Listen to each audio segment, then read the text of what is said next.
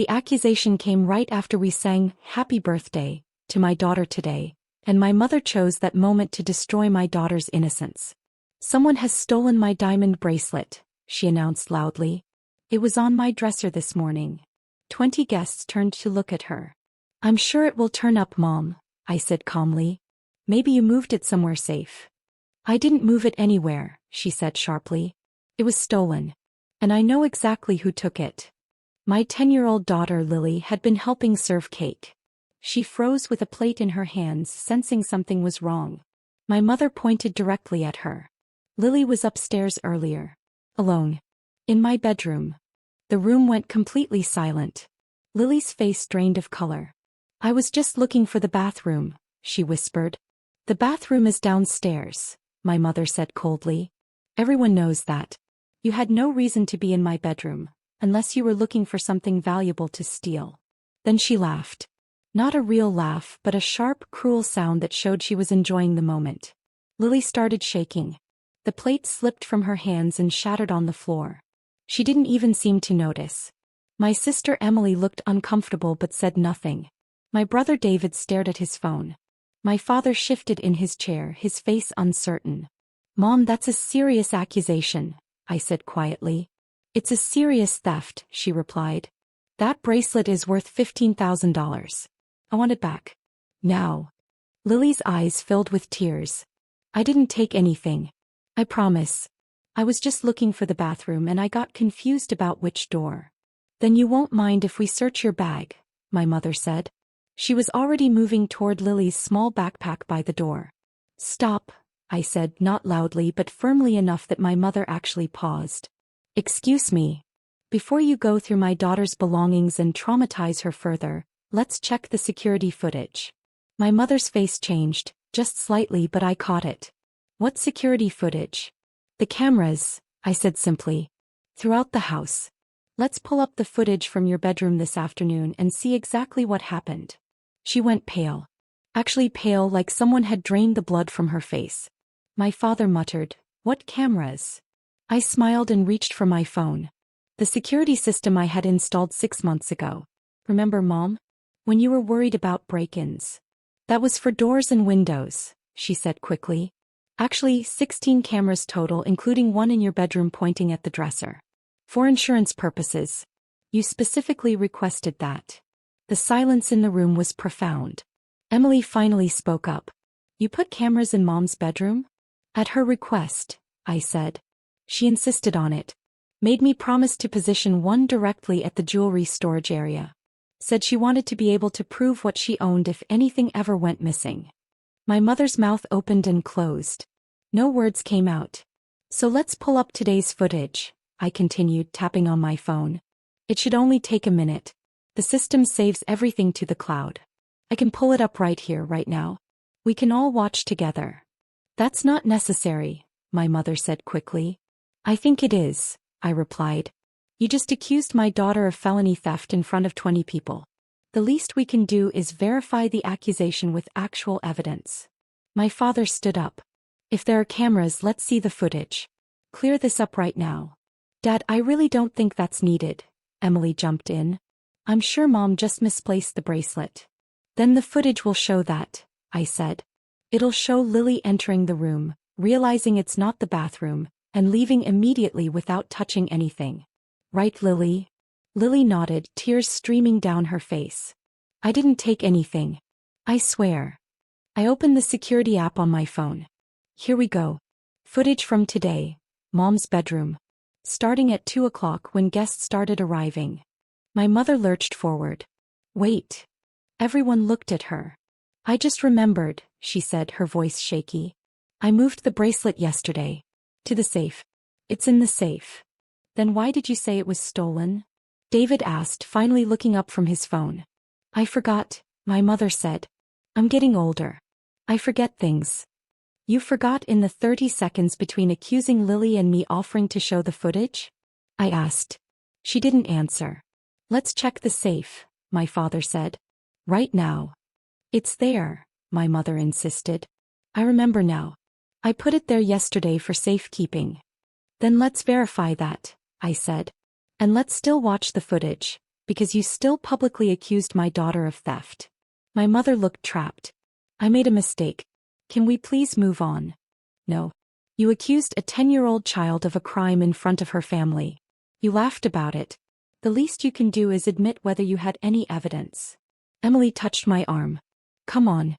She said it was a mistake. After I mentioned the cameras, I pointed out. 30 seconds earlier she was demanding to search Lily's bag. She was absolutely certain Lily was a thief, until video evidence became available. That's convenient timing for a memory to return. My father walked past my mother toward the stairs. I'm checking the safe. Don't, my mother said. He stopped. Why not? Because this is my house and my birthday party and I'm tired of this drama. You created the drama, I said. I'm just trying to resolve it with facts instead of false accusations. My father continued up the stairs. My mother didn't try to stop him again. We waited in uncomfortable silence. Lily had moved to stand behind me, her small hand gripping my shirt. I could feel her still trembling. I'm sorry this happened, sweetie, Emily said to Lily, finally finding her voice. Your grandmother just got confused. She didn't look confused, Lily said softly. She looked sure. She looked happy when everyone believed her. Emily had no response to that. My father came back down the stairs. In his hand was a diamond bracelet. It was in the safe, he confirmed. Right where she apparently put it yesterday. See, my mother said. I told you. Just a mistake. A mistake that traumatized a child, I said. A mistake you only remembered after being confronted with video evidence. A mistake you made absolutely zero effort to correct until you realized you'd be caught in a lie. I wasn't lying, my mother protested. I genuinely forgot. Then why did you laugh? Lily asked quietly. Everyone turned to look at her. After you said I stole it. You laughed like it was funny. My mother's face flushed. I didn't laugh. Yes you did, David said. I heard it too. It wasn't like that, my mother stammered. I looked around the room. Anyone here think this was just an innocent mistake? Silence. Uncomfortable silence. Here's what actually happened, I said. And we can verify this with the footage if needed. Mom put her bracelet in the safe yesterday like she said. But this morning she forgot she'd done that. She checked her dresser, didn't see it, and immediately decided that someone at the party must have taken it. Instead of checking the safe, instead of looking anywhere else, instead of asking anyone quietly, she decided to publicly accuse a 10-year-old child of felony theft, in front of 20 witnesses at her own birthday party. That's not fair, Emily protested weakly. What's not fair is what she did to Lily, I said. What's not fair is that my daughter is shaking and crying because her grandmother accused her of being a thief. What's not fair is that nobody in this room defended her except me. That landed hard. David looked down. Emily bit her lip. My father's jaw tightened. I'm sorry, my mother finally said, but she said it to the room, not to Lily. Say it to her, I said. Look at your granddaughter and apologize for what you put her through. My mother looked at Lily. I'm sorry. I made a mistake. Why did you think it was me? Lily asked. Why not anyone else? My mother didn't have an answer for that. But I did. Because you're 10. Because you're easy to blame. Because you can't defend yourself effectively. Because Grandma knew everyone would believe her over you. That's not true, my mother said. Isn't it? You had 20 people here today. Any one of them could have gone upstairs. But you specifically targeted the only child in the room, the one person who couldn't fight back. My father set the bracelet on the coffee table with more force than necessary. This needs to stop. Now. It stopped the moment I mentioned the cameras, I said. Before that it was escalating nicely. Mom was about to search Lily's bag. Make her empty her pockets. Really complete the humiliation. You installed cameras without telling me, my mother said, trying to redirect. I installed cameras at your request, I corrected. I have the text messages where you asked for them, where you specifically requested bedroom coverage for the jewelry, where you thanked me for finally making you feel safe. Should I pull those up too? She said nothing. Here's what happens now, I said. Lily and I are leaving. We're going home. You can continue your birthday party without us. Don't be dramatic, Emily said. I'm not being dramatic. I'm protecting my daughter from someone who just demonstrated they're willing to publicly destroy her reputation over a bracelet they misplaced. She apologized, David pointed out. After being caught. That's not the same thing. I took Lily's hand and headed for the door. Behind me, I could hear my mother starting to cry, Emily rushing to comfort her, David suggesting we all calm down. My father caught up with us at the car. Wait. I turned. What? Your mother has her faults. But she's still your mother. Still Lily's grandmother. And she just accused Lily of being a thief, in front of everyone without a shred of evidence, because she was too lazy to check the safe before destroying a child's reputation. She's 75, he said. She forgets things. She remembered the moment video evidence came up. Her memory works fine when she's cornered. He sighed. What do you want me to say? Nothing. I don't want you to say anything. I wanted you to defend Lily when it happened. I wanted someone, anyone, to stand up and say, maybe we should verify this before accusing a child of a crime. Nobody did that. So now Lily knows that when things get bad, her family won't protect her. Her mother will, but her family won't. That's not fair. Neither is what happened in there. I opened the car door for Lily. Tell Mom happy birthday. We won't be at the next family gathering. Or the one after that. Or any gathering where Lily might be subjected to false accusations and public humiliation. You're overreacting, he said. Am I? Because from where I'm standing, I'm reacting exactly appropriately. Someone attacked my child. I defended her. That's what parents do. I got in the car and drove away. In the rearview mirror, I could see my father standing in the driveway looking lost. Lily was quiet for several minutes. Then she asked, Are we really not going back? Not for a while, I said.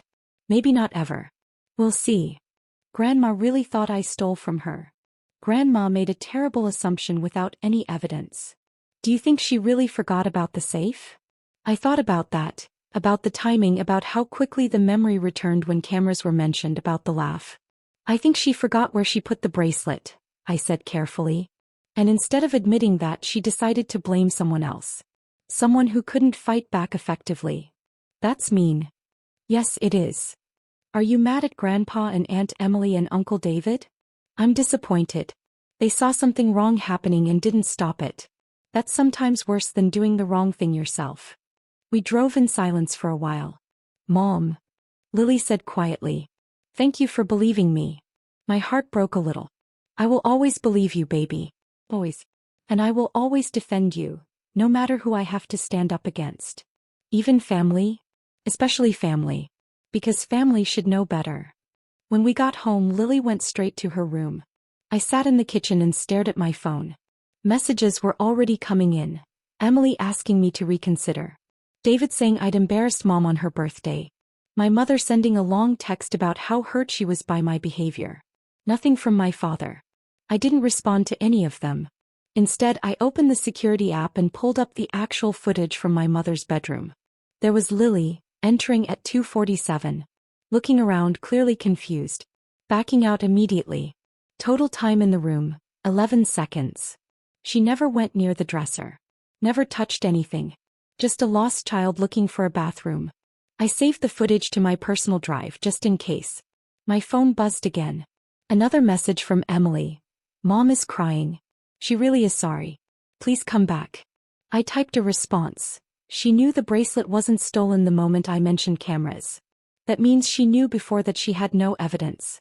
She accused Lily anyway. That's not a mistake. That's a choice. Emily didn't respond. Later that evening, Lily came out of her room. Mom, can I ask you something? Of course. The cameras. Do they really show everything? Everything in the rooms where they're installed, yes. Did you watch what happened in Grandma's room? I did. And you did exactly what you said. You opened the door, realized it wasn't the bathroom and left immediately. You were in the room for 11 seconds. You never went near the jewelry. She nodded slowly. I'm glad there were cameras. Nobody would have believed me otherwise. He was right. And that was the saddest part of all. The next morning my father called. Your mother wants to talk to Lily. To apologize properly. No, I said. She's genuinely sorry. She's genuinely caught. There's a difference. How long are you going to punish her? I'm not punishing anyone. I'm protecting my daughter from someone who demonstrated they'll sacrifice her reputation to avoid admitting a simple mistake.